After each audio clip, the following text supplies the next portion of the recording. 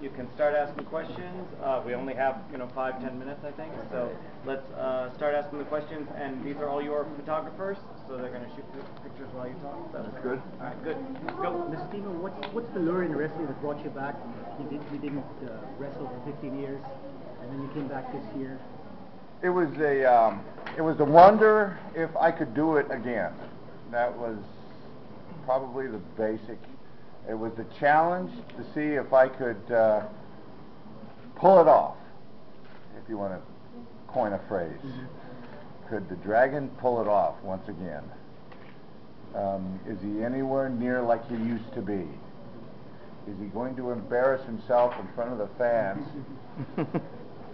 Because everybody remembers me as what I was. Now, what's he like now? Well, I'm a little bit heavier. I'm older, obviously. I'm a little bit slower. But at WrestleMania and then 3 weeks later at Backlash, the emails that I got from fans around the world, it was awe-inspiring, enabling me to want to continue on. So I'm going to keep making appearances and wrestling in the ring as long as this body allows me to. Well, Jericho said you're 80% of what you used to be. Yeah. That's not bad. No, I don't know how you grade it on a curve. What would Ricky Steamboat be like in today's wrestling world when Ricky Steamboat was 100%? How competitive could Ricky Steamboat be with the guys that we have now? And questions like that are always brought up. They have like boxers of 20 years ago. How would he fare against this boxer of today? And it's always like it's close. The decision. Some people give this guy the nod, some people give that guy, but it's always real close. So I've always stayed in shape, and I've kept myself in shape. I've run 2-3 times a week, 3 to 5 miles. I lift.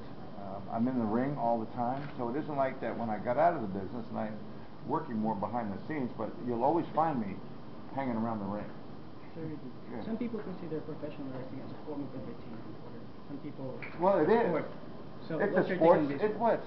The way I would describe it, it's sports/entertainment. The things that we do, obviously when you watch guys in the ring, and I still, even being involved in the business for 35 years, I marvel at some of the athletic ability of some of these guys. They have taken stuff like what me and Superfly Jimmy Snuka did 20-25 years ago. A lot of us started that stuff off the top, jumping over here, jumping to the floor, and doing all this, right? And they have taken that to another level, and then some of the entertaining part of it also is what we call character developing and building, and the character of Batista, okay, the Animal, the character of Randy Orton, and the character of Triple H. So everybody has made their own mold, and you can distinguish between. And to me, that is very entertaining. When you watch this guy talk or his mannerisms on TV, and then the camera goes over to the other guy and the way he talks and his mannerisms, it's not so much. I remember, back in the '80s, what I recall when guys doing interviews, it was basically this: "I'm going to kick your butt tomorrow night." "No, you're not. I'm going to kick yours tomorrow night." Now, basically, you know what I'm saying? Back in the 80s, right? Yeah. That's right. That's right. Just because you said that, I kind of half expect, Ric Flair to suddenly just come out there and then throw down with you. Yeah. And you guys start throwing around like you did back when you were rivals. But getting back to what I'm saying, but you see, Batista has his own way of telling you, right? Triple H has his own way of telling you. Randy Orton, CM Punk, it's not like the way it was, which everybody always did the same thing. That to me is very, very entertaining, because then you can associate and relate. I think, and that's what's made our business expanded to another level. Can we actually say that this is the official start of the Ricky the Dragon Steamboat comeback? Can you go with the grind again? No, I don't want to start that movement. Not the Ricky the Dragon comeback, I don't know. I just feel that I want to do this periodically, and for me to do a full-blown schedule, I don't know. You know, I've been blessed with being healthy throughout my career. I never had any real major problems. You know, my hips are good, my knees, my lower back, you know, my shoulders, and you know, never had any really bad situations with some of these guys have had. So as long as the old body can go out there, and if I can maintain the 80%.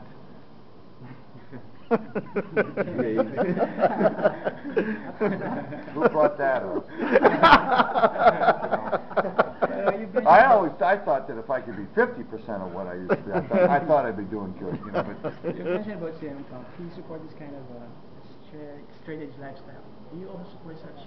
Yeah. You know, I do have an occasional beer. You know, I'm not gonna lie to you. I like a beer every now and then. I know Punk pretty well.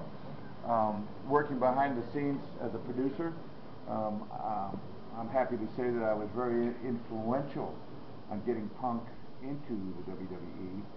I had seen him perform when he was with a company called ROH, the Ring of Honor, several times, and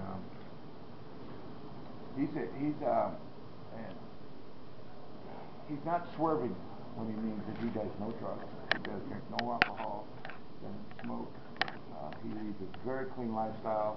He is dedicated to the WWE. He trains.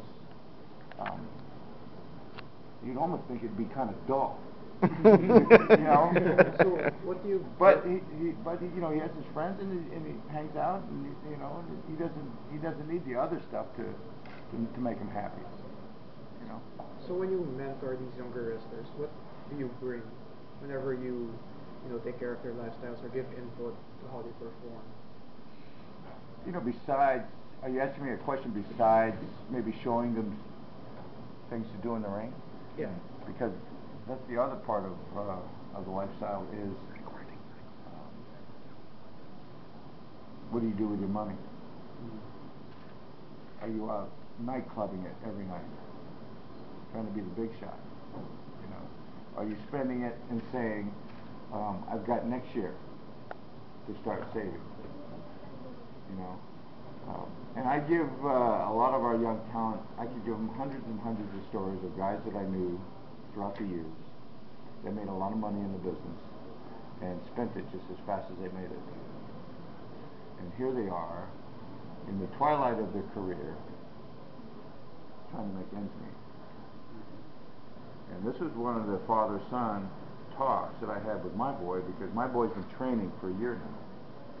My son, he's trained with Harley Race and he's been over to Japan. Noah lived at dojo for 3 months. He's How old is your son? just turned 22 2 days ago.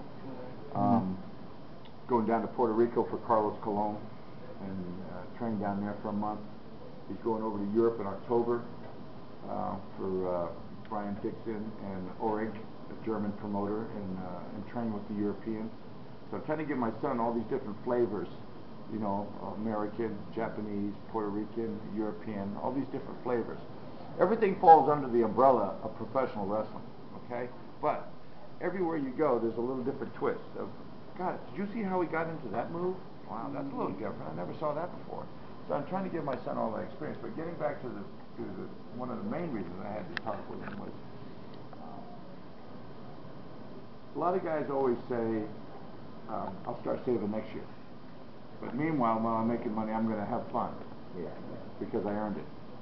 I'm going to start next year. I told my son, and he's already started to save, I said, you have to have this thought in your mind in our business. You have to think, I'm not going to start next year. You have to think, this might be my last year. You see the difference in thought there when you say, this don't start next year. You have to think, this might be my last. Yeah, you're going to blow out a knee, you're going to break a neck or something. Alright guys, this will be the last question, okay? I was thinking if we could take a picture. This was your match before 93,000 fans. Oh yeah.